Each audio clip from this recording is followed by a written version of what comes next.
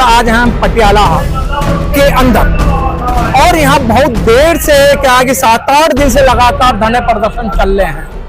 और धरने प्रदर्शन पर एक जो महिला की जो गतिविधियां हैं, जो एक अधिकारी की गतिविधियां हैं, उसको लेके पूरे रेल कर्मचारियों के अंदर रोष है। उस रोष को शांत करने के लिए और उस महिला के प्रति एक वफादारी निभाने या मतलब उनको समझाने के लिए आज all India SC/ST railway employees association के जो राष्ट्रीय अध्यक्ष हैं BL बैरवा जी यहाँ पर मौजूद हैं। और BL बैरवा जी जो है कि वो एक ऐसे पदाधिकारी हैं कि अपनी बात को मनवाने में बड़े सक्षम हैं, क्योंकि चाहे रेल मंत्रालय हो, रेल बोर्ड हो, वो अपने SC/ST की सभी समस्याओं को मनवाने में कामयाब रहते हैं। सर, आपका नेशन न्यूज इंडिया चैनल में आपका हार्दिक स्वागत है। धन्यवाद। सर, आज पटियाला हाउस के अंदर 7-8 दिन से लगातार धरना प्रदर्शन चल रहा है, और इस धरने प्रदर्शन में आपको आना एक कंपल्सरी पड़ा, और आपने देखा कि मेरे कर्मचारी बड़े पैमाने पर परेशान हैं। और सर, जो ये यहाँ की जो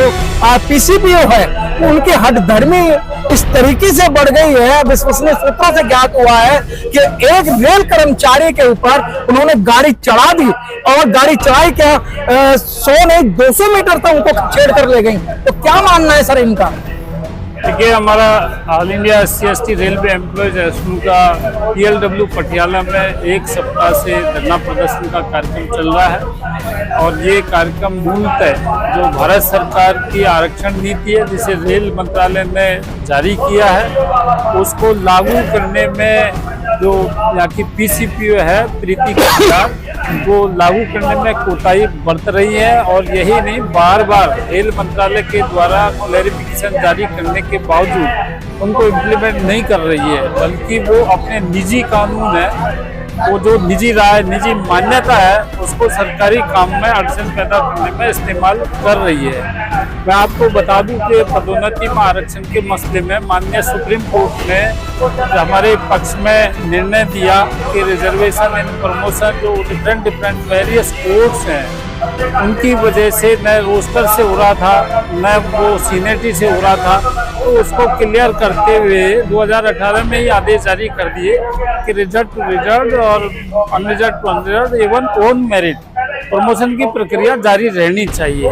और उसके बाद में DOPT ने और रेल मंत्रालय ने ये क्लैरिफिकेशन जारी कर दिया कि जो अपनी सीनियरिटी से आ रहे हैं उनको आपको प्रमोशन देना है, जो रोस्टर के पोस्ट हैं उन पर रोस्टर के हिसाब से प्रमोशन देना है, और रोस्टर जो भारत सरकार का रेल मंत्रालय का आदेश है 95 का, उसके हिसाब से बनाना है और उस रोस्टर के अनुसार प्रमोशन देना है। लेकिन उसको जो PCPO है प्रीति कटियार, वो इम्प्लीमेंट नहीं कर रही है।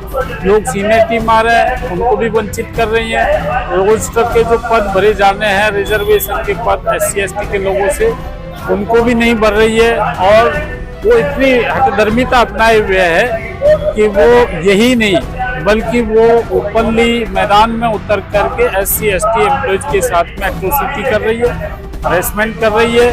और एक उदाहरण तो ऐसा भी पैदा हुआ है अभी 2 दिन पहले ही, कि उन्होंने हमारे पदाधिकारी को आंदोलन के दौरान हिट एंड रन का काम किया, उसके ऊपर गाड़ी चढ़ाई और वो जान बचाने के लिए बोनट पर गिरा, तो उसको 20-25 मीटर तक वो घसीट करके ले गई। यदि वो होशियारी से बोनट पर नहीं आता तो शायद उसके ऊपर होके गाड़ी वो निकल सकती थी। तो ऐसी जो महिला अधिकारी जो इस स्तर तक आ गई है, इससे यहाँ PLW वर्कशॉप के अंदर, पटियाला के अंदर माहौल पूरी तरह से गर्मा गया है और खिलाफ में है। यही नहीं, कल संडे का दिन था और आज हमारा यहाँ धरना प्रदर्शन का कार्यक्रम था। तो कल छुट्टी के दिन वो अपने एक APO को, अपने एक वेलफेयर इंस्पेक्टर को लेकर के यहाँ आई, और उसने हमारे जो बैनर होर्डिंग है उनको हटाने का काम करने का कोशिश किया। जब हमारे लोगों ने उसको रोका तो वो लोग चले गए। लेकिन मैं ये बता रहा हूँ कि वो किस हद तक नीचे उतर गई है, और ऐसी स्थिति में हमारा ये परम दायित्व बन गया कि हम लोग, हमारी केंद्रीय कार्यकारिणी की तरफ से PLW पटियाला के जो हमारे एसोसिएशन के पदाधिकारी हैं, कर्मचारी हैं, मेंबर हैं, उनका मनोबल बढ़ाने के लिए और PCO के साथ मीटिंग करके और कोई हल निकालने के लिए हम लोग यहाँ पधारे हैं। हमारी एक ही मान्यता है हमारी एक ही मान्यता है कि जो बाबा साहब डॉक्टर भीमराव अम्बेडकर ने हमें आरक्षण दिया है, विधान प्रदत्त आरक्षण, वो लागू होना चाहिए। उसको इम्प्लीमेंट करने के बारे में जो रेल मंत्रालय ने निर्देश जारी कर रखे हैं वो लागू होने चाहिए।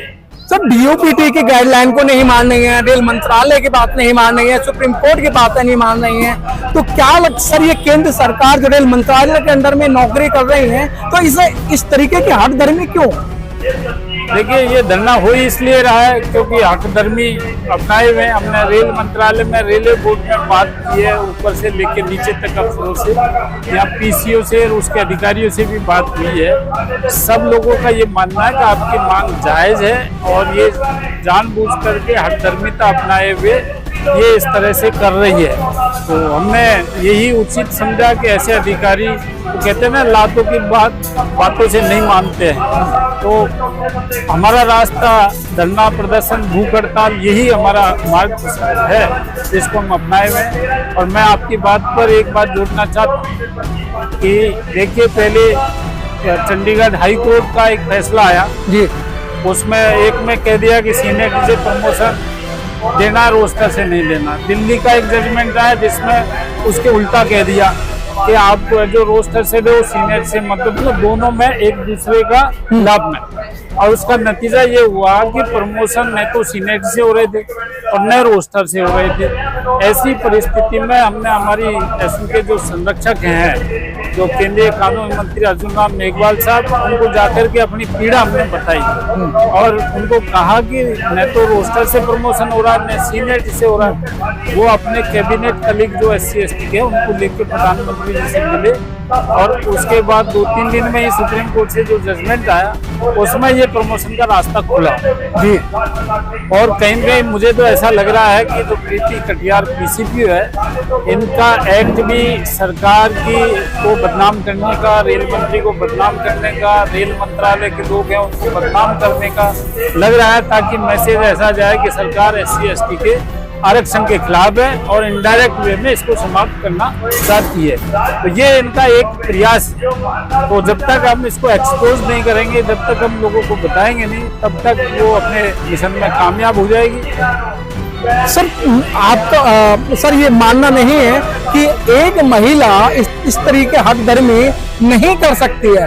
कुछ ना कुछ किसी एसोसिएशन का या किसी एक ऐसे अधिकारी के जो अपर अधिकारी है उनका संरक्षण मिल रहा है। ये आप अच्छी तरह से जानते हैं कि अपर अधिकारियों के बारे में तो मैं आपको बता ही चुका हूँ। रेल मंत्रालय के अधिकारी, यहाँ के PCO, उनका कंसेप्ट एकदम क्लियर सामने, फाइल पे भी है, सामने आज मिल गया है, जब भी सामने आ रहा है। लेकिन कोई भी एक संस्था जो आरक्षण विरोधी, जो सुप्रीम कोर्ट तक लड़ती रही है, समता आंदोलन से थी, उसके कुछ लोग इसके संपर्क में हैं और उन्हीं लोगों के माध्यम से हमारे आंदोलन को भी फेल करने का काम वो करते हैं। उसने कई बार पैरेलल इस धरने प्रदर्शन के समता आंदोलन समिति के लोगों को भी अव्यवस्था फैलाने के लिए खड़ा किया और उन्होंने कोई एक व्यक्ति है जो PCPO मुर्दाबाद के अंदर जाके समता आंदोलन समिति के लोगों ने या किसी दूसरे आदमी से लगवाई और लगवाने के बाद में उसको एक इश्यू बनाया।